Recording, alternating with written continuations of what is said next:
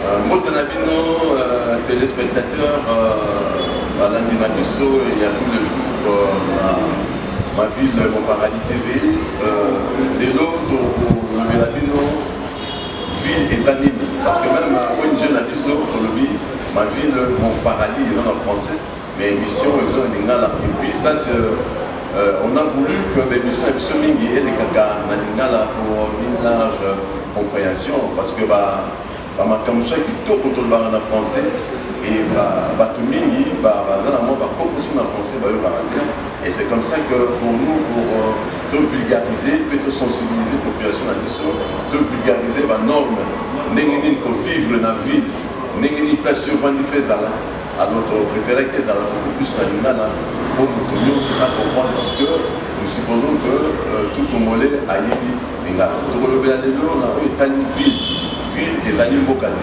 Moka, les alliés, les Sika, mais les salami, les salamakuna, les alliés liés dans la belé, la terre, et dans la zamba, la terre, l'ona bilanga, au côté de la zamba, on a la chasse.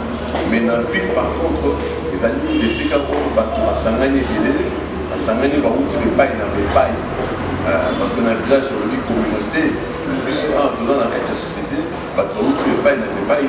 La culture, la langue différente, la sangane ici l'activité, ça beaucoup plus l'activité dans l'activité tertiaire, c'est-à-dire la bureau, nous avons des administrations, nous avons des centres commerciaux, l'agence, une activité, ça m'a beaucoup plus l'activité tertiaire, et puis dans le rassemblement, il y a immeuble, ils ont la nzela, caniveau, ils ont un jardin d'espace vert des alliés et l'équipement ils ont accompagné ça maintenant on va mettre des équipements ils ont accompagné parce que si quand vous tombez malade il faut la place sur la soin des alliés il faut essayer que ça n'a pas reçu soit dans le marché dans la route ou bien dans le supermarché dans les commis dans le supermarché dans la ville de Kinshasa mais encore une désolation au moins dans le supermarché et ça est détenu car on a des étrangers il y a des gens qui ont tout matin,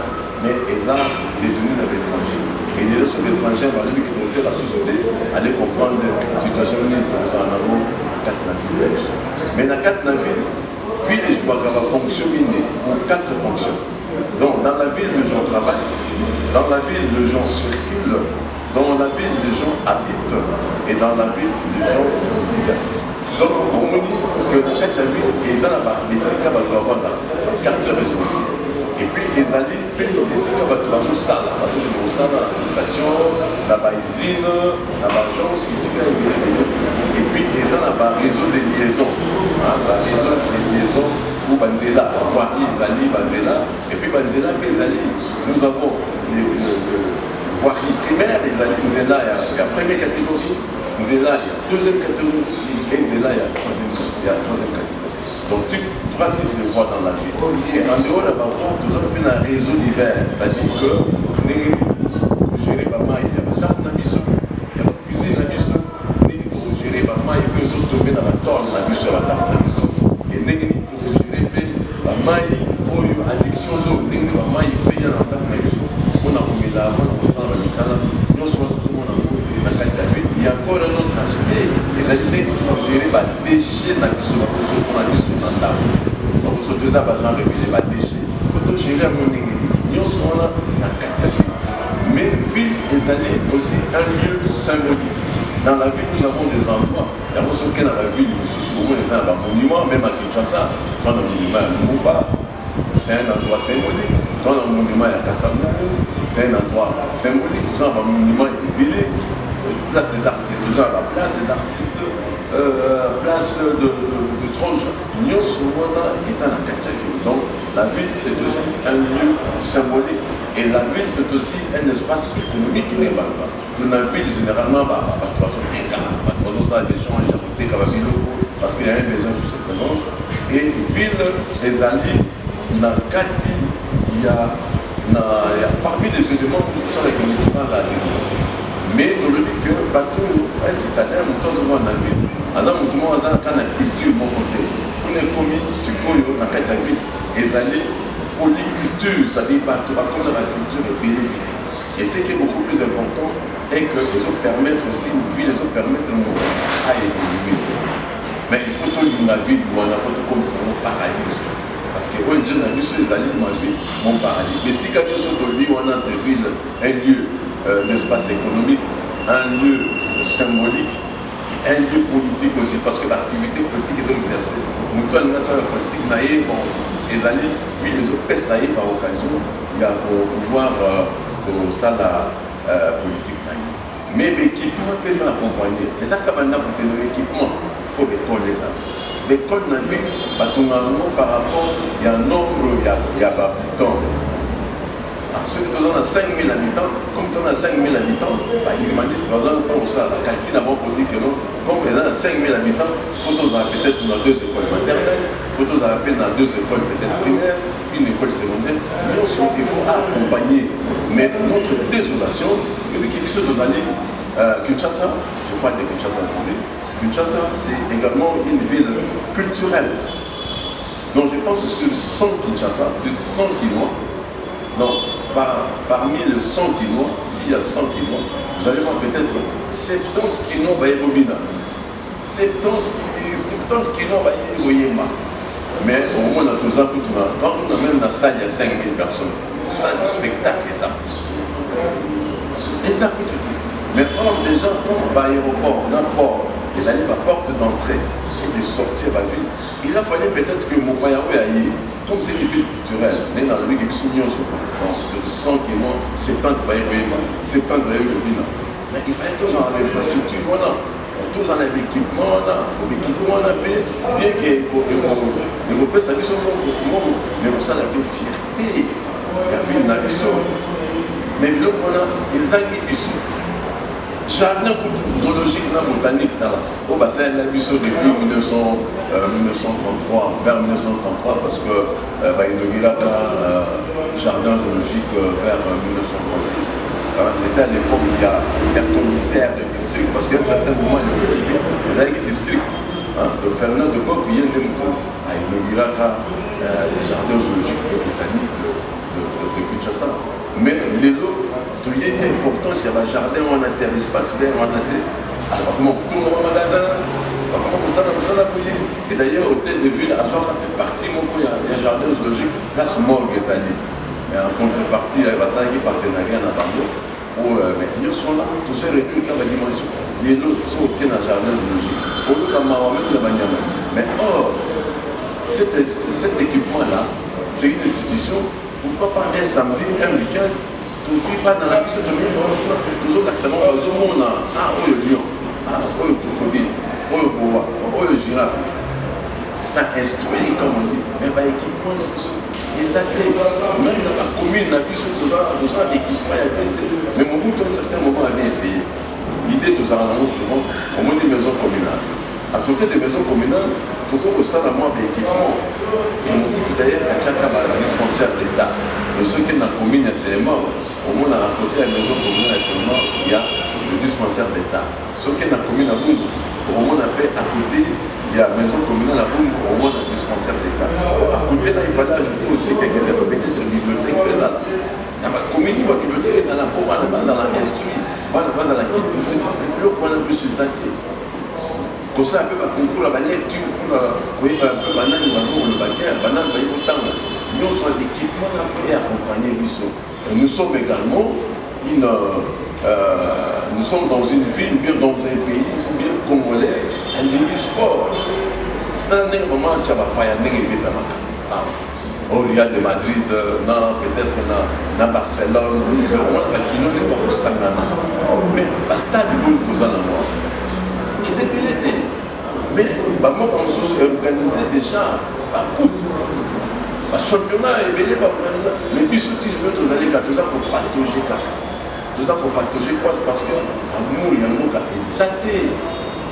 L'amour, il y a la ville, il y a exalté. C'est un problème. Donc, moi, je sais que la ville de Kinshasa, par exemple, dans la 4 districts, à Funa, Lukunga, Moamba, Tchango, pourquoi ne pas faire? Si nous arrivons à faire tout simplement, je prends un raisonnement un peu hasardeux, que dans chaque district, au Sali, stade, comment il y a bien, il y a ma casse. Donc déjà, dans la ville de Kinshasa, on a 4 stades, il y a bien. Eux ont la capacité à tourner et mais ils connaissent ça. Parce que on stade, on moderniser le stade, mais tout ce qu'on va payer. Tout ce qu'on va payer. L'immoralité financière, s'il faut le dire. Il faut contrôler ça. Tout ça, il ne faut pas contrôler gestion et puis, pour entretenir le dans la saleté dans la ville. Saleté, tout dit. Mais ce qui est encore très dommage, nous avons intériorisé la saleté. Donc, c'est normal. Il faut tout qu'on en enquête. Donc, il faut tous en esprit en enquête. Nous trouvons un restaurant de fortune, maman Zola vraiment il y a qu'un niveau. Et d'ailleurs, dans un photo, peut-être que tout le monde a un souci où maman a vendu dans Malio. Mais qui tu vois avant les années faux sceptiques. Donc là, la faux sceptique avant, on se bat la fou. Et c'est là qui va dire non. La maladie n'est toujours à l'autre. Ça ne va pas. Donc la vie de fonctionnaire, on n'a pas normalement. Dès que le lobby, c'est un lieu symbolique, un lieu d'échange.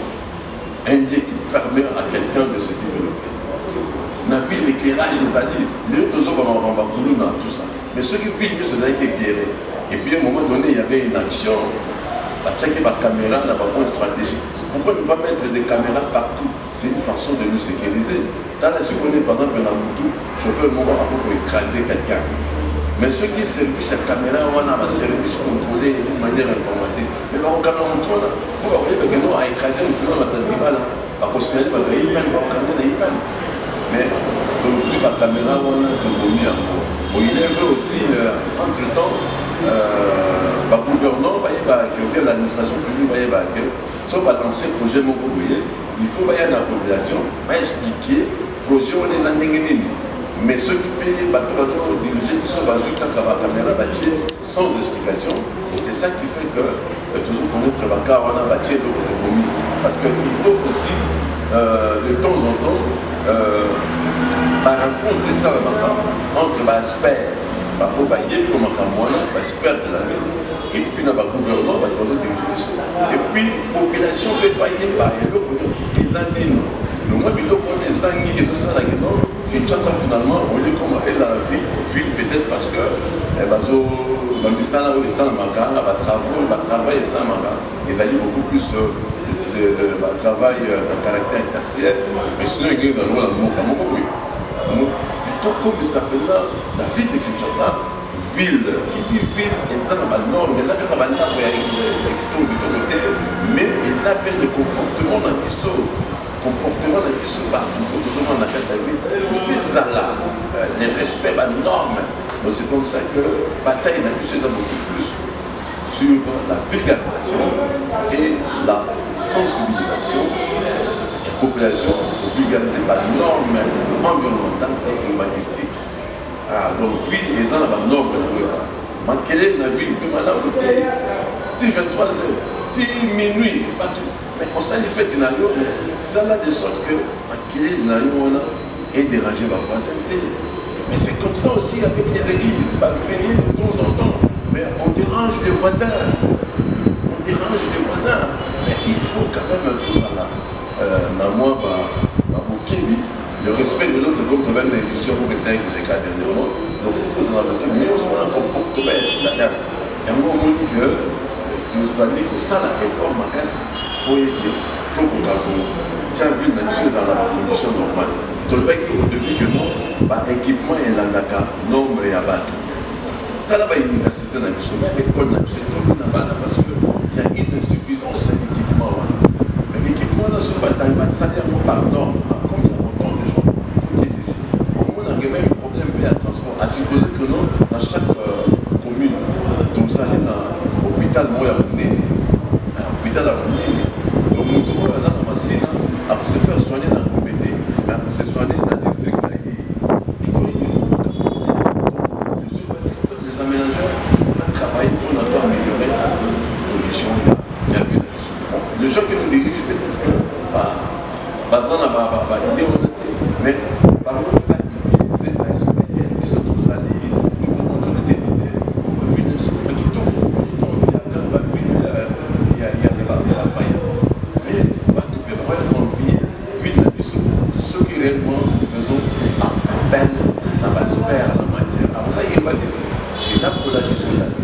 là pour la conception de ceci. Tu es là pour faire ceci. Je pense que, comme on a vu, tu revivre le plaisir de moi, qui vient, aspect symbolique faisable. On dirait qu'on a type K, ça date un peu vers les années 90. Tout ça, la lettre d'éléments symboliques. Pour chaque 8 janvier, tout le monde a gagné ça. Et dernièrement aussi, dans ma tête qui va là-haut, sur le courant et Katana, sur la place, qu'est-ce qu'on a fait? Donc, c'est vrai que comme des gens, un lieu où c'est un lieu qui va commencer à pouvoir, un lieu de souvenir, parce qu'il y a eu un événement malheureux là-dessus. Donc, tout ça, quand même, dans l'endroit est béni. Et le tourisme paye et cause à la développer. Ce que tu m'as dit que développer, pour améliorer, pour aménager, par endroit, nous sommes acte moqué, salamaka ya bonene, tu es tout ça libre de mon symbolique. Du coup, comment, baguette touristique, tu ne reçois pas ta classe d'élèves, un vendredi, un samedi, par rien, visiter alors. Nous avons tout pour changer mon canal. On dit qu'à la prochaine.